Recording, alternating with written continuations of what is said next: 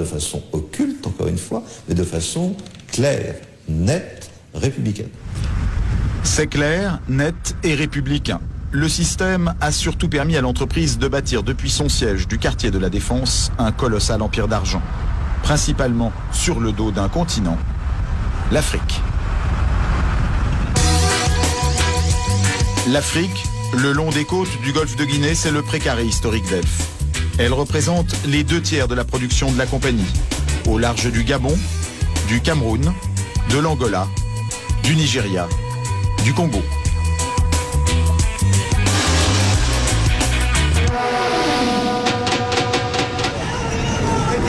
Une des pièces maîtresses d'Elf, c'est le Congo, capitale Brazzaville. Malgré ses 14 millions de tonnes de pétrole produits chaque année, le pays est mal géré depuis 30 ans. Mais Elf a su y gagner énormément d'argent grâce à toutes sortes d'opérations. Ça commence sur les puits de pétrole eux-mêmes. Les installations industrielles sont à 600 km de Brazzaville, près de la ville de Pointe-Noire, au bout d'une des rares routes bien goudronnées du pays. On a suivi les panneaux, il faut prendre à droite. C'est indiqué. Voilà le terminal pétrolier de Djeno. C'est ici que transite le pétrole, extrait par Elf, pour son compte et celui du pays. Les puits sont en mer. Au bout d'un chemin, il n'y a rien à voir, si ce n'est quelques tuyaux qui s'enfoncent dans l'océan, derrière une grille.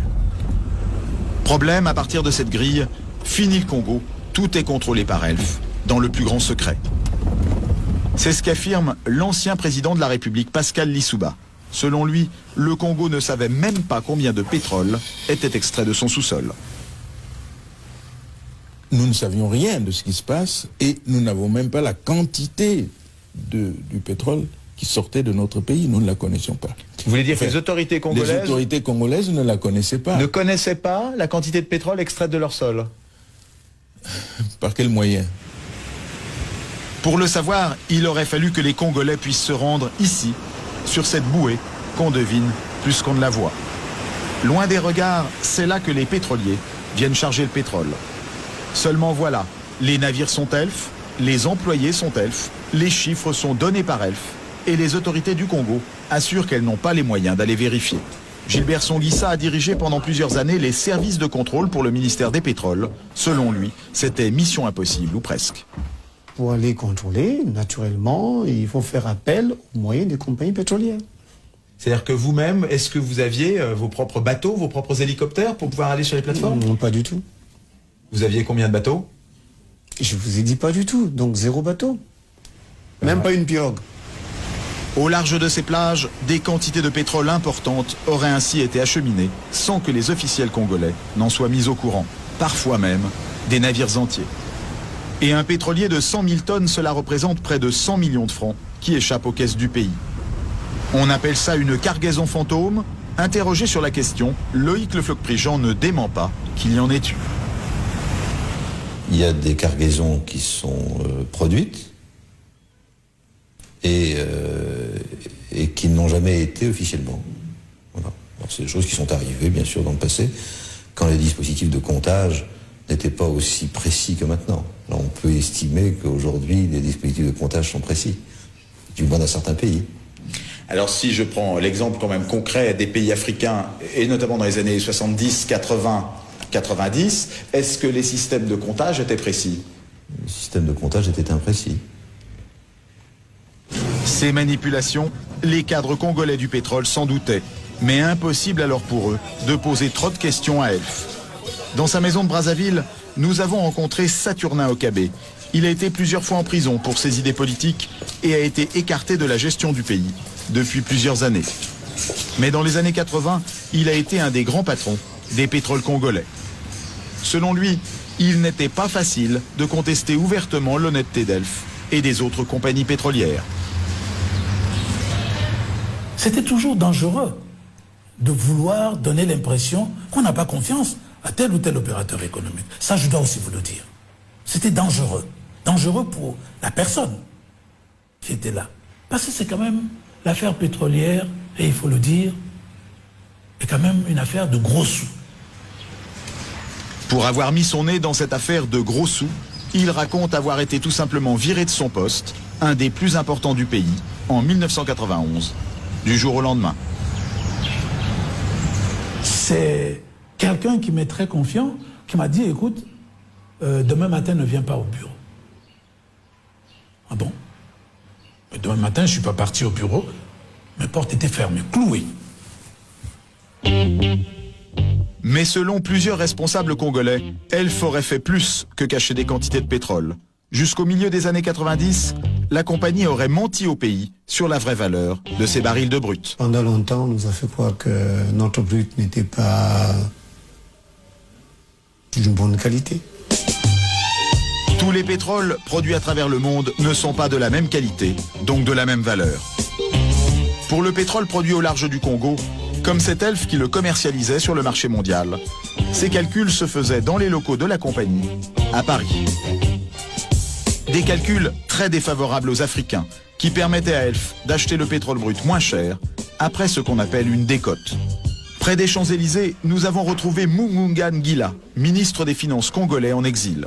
Lorsqu'il est arrivé au pouvoir, en 1993, il a été un des premiers à dénoncer cette décote. Quand nous sommes arrivés, la décote était extrêmement lourde. Elle était Combien? 5 $ à peu près. En tout cas, régulièrement. 5 $ sur quoi? Par baril. Alors, le pétrole congolais valait-il vraiment 3, 4, 5 $ de moins par baril que le prix mondial, comme Elf le payait à l'État congolais de l'époque? Mugunga Ngila est persuadé que non. Quand les Congolais s'en sont sérieusement préoccupés, Elf a été obligé de remonter ce prix, comme d'un coup de baguette magique. Est-ce qu'à votre connaissance, ça correspondait au prix réel auquel il était vendu in fine sur le marché? Je vous dis que non, puisque nous avons pu ramener la décote de 5 $ à 1,5 $. Ça veut dire que quelque part, il y avait 3,5 $ qui se baladaient. Alors va-t-on nous faire croire que les qualités de ce brut avaient subitement changé? Par quel miracle? Par quel miracle? Nous avons rencontré à Paris Patrick Gantès. Il a été cadre chez Elf pendant 20 ans. Il a été notamment délégué au Congo. Aujourd'hui, il admet que Elf a tiré parti sans complexe de la confiance des Congolais.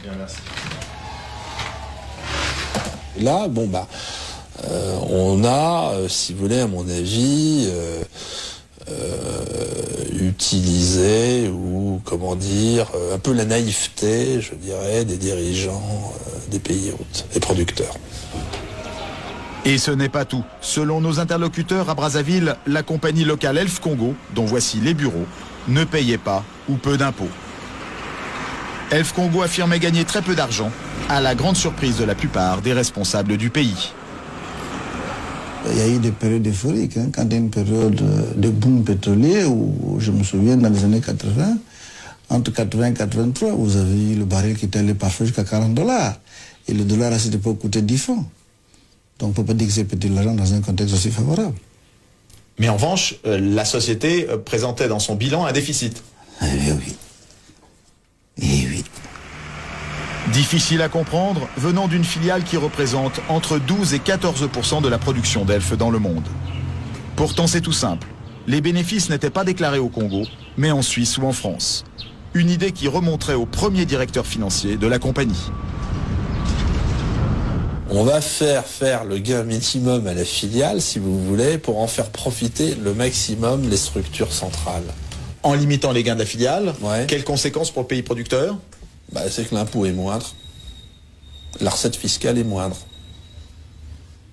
Et ça joue sur des montants importants? Oui.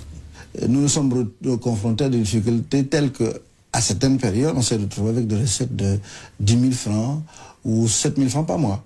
Des recettes? Des recettes pétrolières. 10 000 francs de recettes pétrolières? 10 000 francs français de recettes pétrolières ou 7 000 francs. Au pire, on a eu 7 000 francs français de recettes pétrolières mensuelles. Résultat de 30 ans de mauvaise gestion et d'économie pétrolière, le pays est surendetté.